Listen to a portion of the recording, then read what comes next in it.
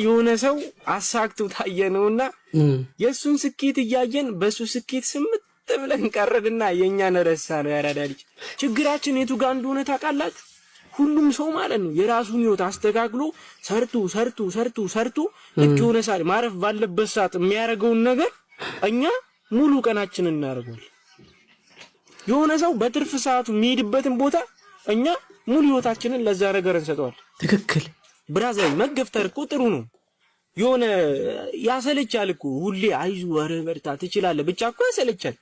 ካላጣ አይላ የማግኘት ጣም አይገባም። ካልተሰበርክ ኖርማል ሆኖ መኖር ምን ያክል ደስ እንደሚል ምንም አትረዳም።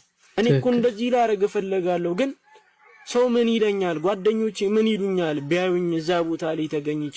ብራዘር ላንተ ጥሩ ከሆነ ህይወትን የሚያስተካክል ከሆነ ጓደኞች ስላንተ ይኖራሉ እንዴ? ሚጥምህን ነገር መታቀው ራስህ ነህ፣ መበለው ራስህ ነህ። ትክክል እንዴ? ሚመርም ከሆነ የምትጎዳበት ራስህ ነህ፣ ሚጥምም ከሆነ ስኬታማ ሆነ የምትሄድበት ራስህ ነህ። እንዴ መኖር እኮ ደክሞናል፣ መሞትን የምንፈልገው የምትለው ህይወት ላይ የደረስከው ምን ተፈጥሮብህ ነው? ትክክል የሆነ እኔ ምን ላይ እንደማምን ታውቃላችሁ? ለምንም ነገር መድኃኒቱ መተው በቃ ካልሆነ መተው። እግዚአብሔርን ትገላገላለህ እፎይ ነው የምትለው ማለት ነው። ሁሌ ለምን ተከትለ ትኖራለህ? አለ አይደለ የ100 ብር ሽሮ ሁላ ጋብዞ እኮ መነጽሩ ሊሰቅልበት የሚፈልግ አይነት ሰው ጋር ነው እየዋልክ ያለው። ትክክል ነቃ አትልም እንዴ ብራ? ዛሬ ለምበረው ሽሮ ለምን ትጨነቃለህ?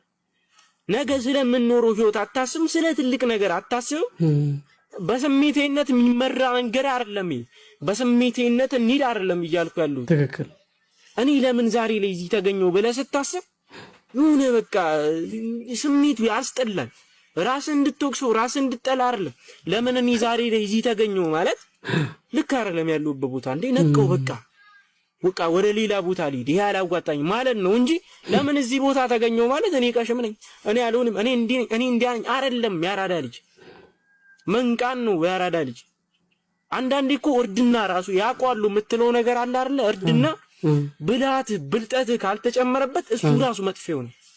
እርድና እራሱ ያጠፋል ያራዳ ልጅ። ትክክል በዚህ በጣም እርግጠኛ ነኝ።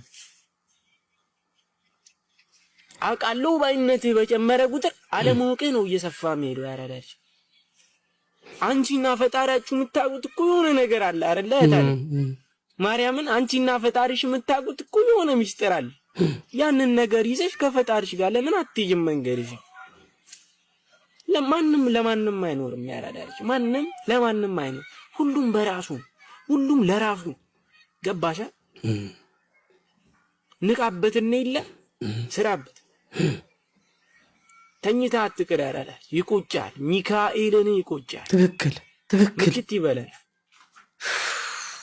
እኔ አንዳንድ ጊዜ እንደው ሰው ሱፍ ካለበሰ በስተቀር ምክር የማይመስለን ሰዎች አለን። ይሄ አነቃቂም እንደው እስከ ላይኛው ጫፍ ነው የሚያነቃቃችሁ። እውነቱን ለመናገር ከሆነ ሀብታሞች ቢበሉም ቢጠጡም እንደው ከሻኛ ከነብሮ ከምኑ ብሎ ቢቆርጡም እንደው ያደርጉትም እንጂ ቁጭ ብለው ቀኑን ሙሉ የሱስ አይነቶችን ቢያደርጉት እንኳን ነገ ከነገ ወዲያ ቢታመሙ እንኳን ወንድሜ መታከም ያላቸው የፈለጉት ሀገር ታይላንድ ነሽ ታይዋን ነሽ የትም ሄደው መታከም ይችላሉ። አንተ ግን 200 እና 300 ብር ለሱስ ማጠናከሪያ ከየቦታው በተለይ የእናቶችን ማረብ ያስደነገጠን እቃ የፖሽን እርድና አይደለም። እውነቴን ነው የምላችሁ። በተለይ ቤተሰብ ያዘነበት ልጅ የትም አይደርስም። ይሄንን እመኑ። እድሜ 20 ደርሷል። ተፍ ማለት አለብህ። ወንድ ልጅ በላቡ ነው ጥሮ ግሮ የሚበላው። ይሄ የኛ ቃል አይደለም፣ የፈጣሪ ቃል ነው። ፈጣሪም ትትናን አይቶ ይጨምርልሃል። ሁሉም ባለበት ስታካ ያደርግም። ብራዘር እኔ እናንተ ብራንድ ልብስ አያምርብንም። የሚያምርብን ቀለሊት ጎንበስ ብለን መስራት ነው። ከዛ ጊዜው ሲመጣ ሁሉም ነገር ቦታዋን ስትይዝ አይደለም ብራንድ ልብስ ገዝተ መልበስ ከፈለክ ብራንድ ፋብሪካውን መገንባት ትችላለህ። ዋናው ብዙም አላችሁ ምንም ሁሉ ነገር ተናግሩታል። ብቻ እንንቃ ደንዝዘናል። እውነት አሁን ላይ ስራ ላይ ያላችሁ እና አሁን ላይ ስራ ላይ የምትገኙ አልሳካ ያላችሁ ወጣቶች ካላችሁ በጭራሽ ተስፋ እንዳትቆርጡ። ምክንያቱም ከላይ የተመዘገበ ነው፣ ተቀማጭ ማለት ነው። ነገ ላይ ላብህ ጠብ ማለቱ ታይቶ ትንሽ ገፋ ስታረግ ይገፈተርልሃል በጀቱ። ተስፋ አትቁረጡ።